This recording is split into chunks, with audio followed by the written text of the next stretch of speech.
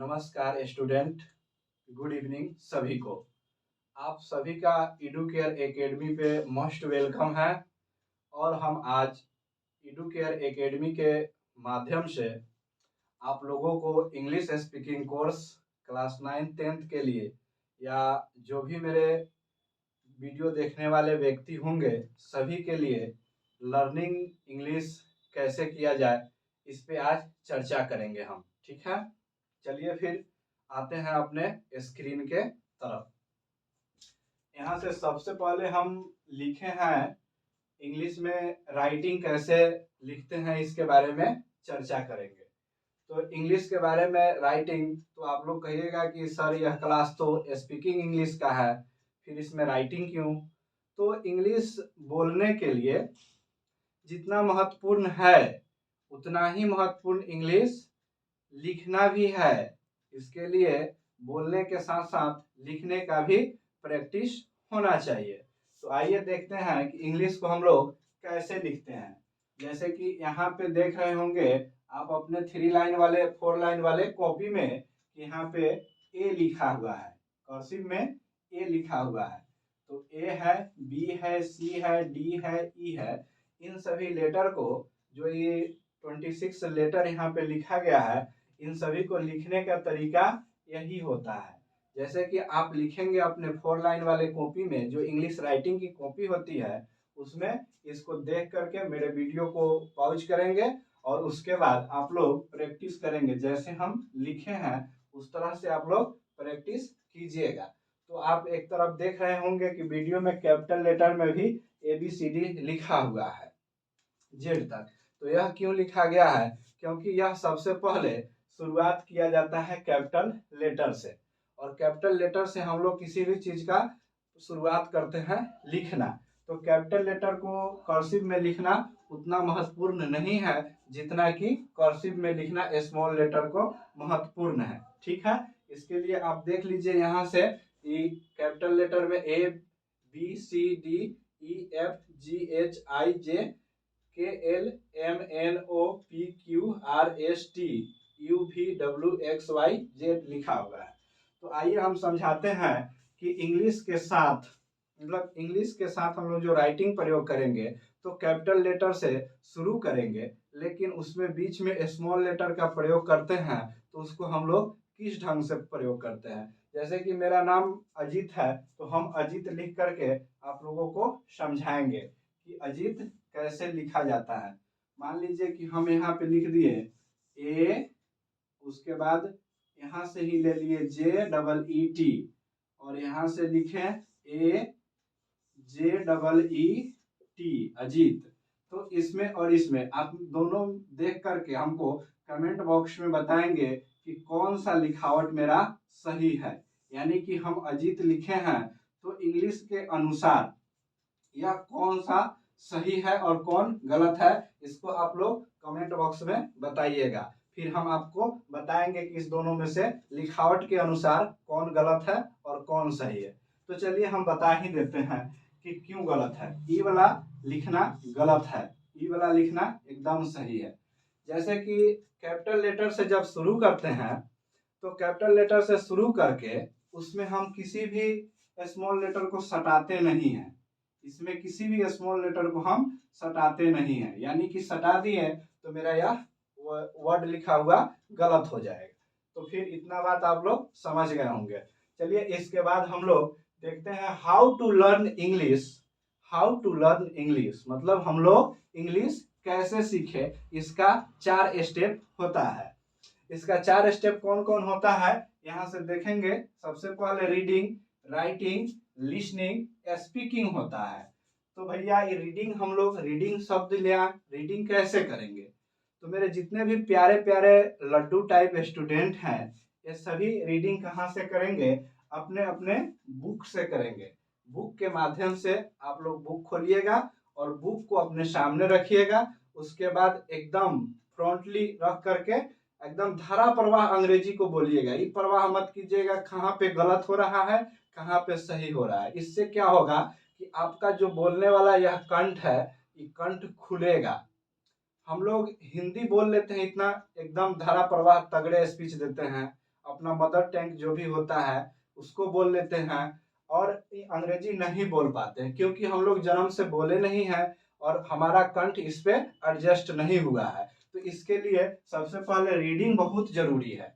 Reading आप अपने book के माध्यम से, न्यूज के माध्यम से, किसी भी प्रकार से एकदम किताब को खोलिएगा और उसके बाद धारा प्रवाह अंग्रेजी में रीडिंग कीजिएगा। थोड़ा भी प्रवाह नहीं कीजिएगा कि क्या गलत हो रहा है क्या सही हो रहा है। इसके बाद आइए राइटिंग में। तो राइटिंग कैसे लिखना है? राइटिंग बुक के माध्यम से ही लिखना है। पहला लेटर कैपिटल का प्रयोग करना है, उसके बाद उसमें कर्सिव के साथ लिखना है।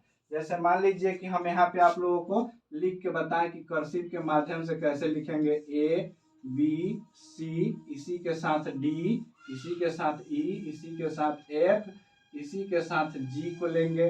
तो इस तरह से हम लोग लिखेंगे 4 लाइन वाले कॉपी पे, और पेन को थोड़ा भी नहीं उठाएंगे। पेन उठाने से राइटिंग अंग्रेजी का गलत माना जाता है।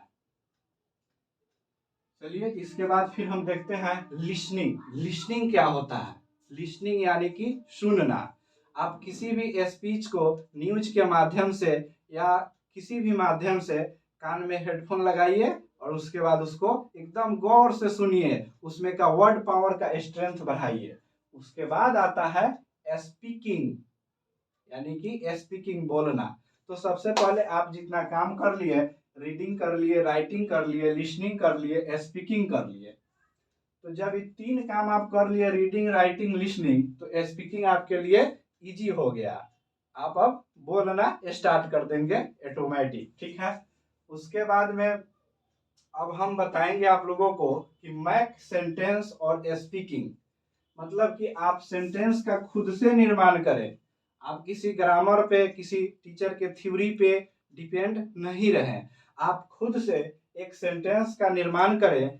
जैसे कि आपके पास कोई घटनाएं घट रही है, कुत्ता भौंक रहा है, आदमी चल रहा है, मैं खाना खा रहा हूँ, मैं पढ़ रहा हूँ, इस टाइप के आप छोटे छोटे, एकदम छोटे छोटे सेंटेंस का खुद से निर्माण कीजिए और उसको बोलने का प्रयास कीजिए। बहुत जल्दी रिकवरी होगा। इसी प्रकार हम कुछ 10 सेंटेंस लिए हैं, उसको अपने माध्यम से लिखकर और बोलकर आपको मैं बताऊंगा।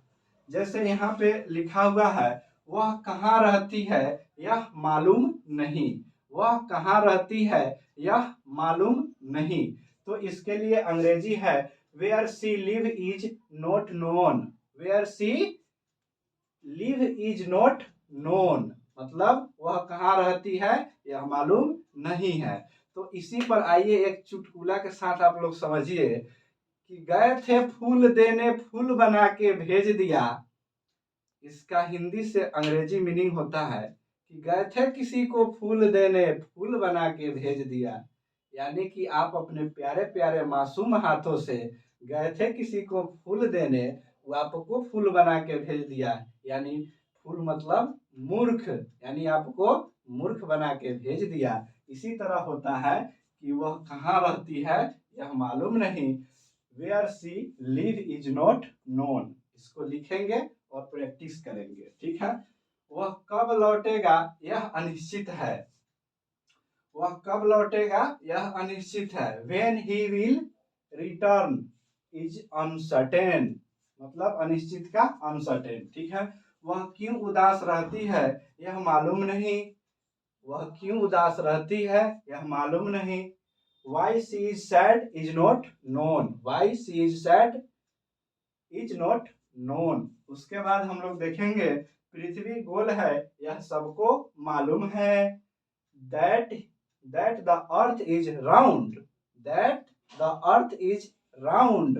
उसके बाद में is known to all, मतलब पृथ्वी गोल है, सभी को इस बात की जानकारी है। वह गरीब है यह सबको मालूम है। That he is poor know to all। इसके बाद में आता है वह ईमानदार है यह संदेहात्मक है। That he is honest is doubt। इसके बाद में होता है क्या करे यह एक समस्या है। What to do is a problem। उसके बाद में क्या नहीं करे यह अनिश्चित है। क्या नहीं करे, क्या नहीं करे उसका सेंटेंस बनाइए। What not do is uncertain. उसके बाद में कब प्रस्थान करे यह तय, कब प्रस्थान करे यह तय नहीं है। When to start is undecided. उसके बाद कहाँ जाए यह विचाराधीन है। Where to go is under consideration. ठीक है, इसके बाद हमारा यह वीडियो का लेक्चर समाप्त होता है। और आप लोगों को यह वीडियो अगर अच्छा लगेगा तो आप मेरे एडुकेयर एकेडमी को सब्सक्राइब कीजिएगा, लाइव देख करके उसके बाद में आप थोड़ा इसको प्यार दीजिएगा। नमस्कार सभी को, हम लेते हैं विदा एडुकेयर एकेडमी से। आप लोग देखते रहिए।